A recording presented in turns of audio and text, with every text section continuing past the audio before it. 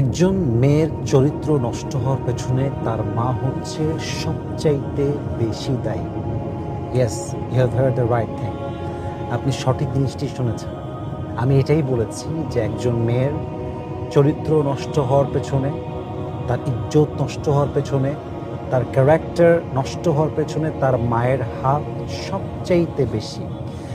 এখন বলতে পারেন যে আপনি মাকে কেন রেসপন্সিবল করছেন, বাবাকে কেন নয়? আমার পার্সোনাল পয়েন্ট অফ ভিউতে আমি বাবাকে কখনো রেসপন্সিবল করব না, এই জন্য কারণ বাবা এমন একজন মানুষ যে হি belongs huge responsibilities on his shoulder. তার কাঁধে অনেক দায়িত্ব, ফ্যামিলির দায়িত্ব, ওয়াইফের দায়িত্ব, মায়ের দায়িত্ব, বাবার দায়িত্ব। ইভেন তার তার ঘাড়ে যে তার বাবা মার দায়িত্ব এতটুকুই নয়, বরং তার সন্তান, তার ওয়াইফ, আশেপাশের তার বোন, অনেকের দায়িত্ব নিয়ে বাবা চলে। একজন বাবার কাঁধে অনেক দায়িত্ব থাকে। সো তার কাছে সেই সময়টা নেই যে তার মেয়ে কতটুকু কোথায় যাচ্ছে, কি করতেছে, সে পরিপূর্ণ খবর রাখতে পারে না। দায়িত্বটা কার? দায়িত্ব হচ্ছে মায়ের। মা জানে যে আমার মেয়ে কোথায় যায়, মা জানে যে আমার মেয়ের বিহেভিয়ার চেঞ্জ হচ্ছে কিনা। একজন মা জানে যে আমার মেয়ে কোথায় রিলেশনশিপে আছে, কোন ছেলের সঙ্গে আছে। ইভেন একজন মায়েরই দায়িত্ব তার মেয়েকে শিক্ষা দেওয়া যে ইজ্জত কাকে বলে, চরিত্র কাকে বলে।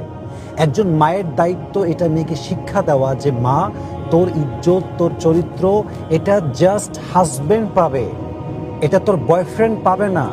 তুই যেমনভাবে ইজ্জত বিলীন করছিস বয়ফ্রেন্ডের কাছে, এটা সে ডিজার্ভ করে না। এটা ডিজার্ভ করে একমাত্র তোর husband. He is worthy of it. একমাত্র সেই এটার যোগ্য।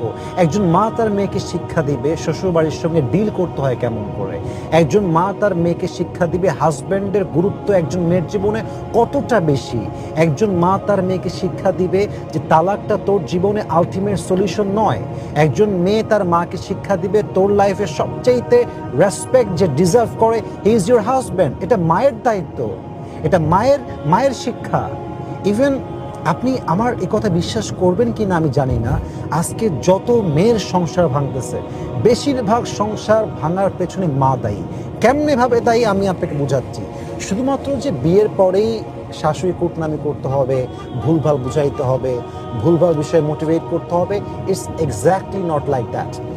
বরং একজন মেয়ের যেই ব্রট আপ, তার যে আপব্রিঙ্গিং, তার যে বেড়ে ওঠা, পেলে ওঠা, এর ভেতরে সে যা শিক্ষা পায় এটার ইমপ্লিমেন্ট ঘটে বিয়ের পরে।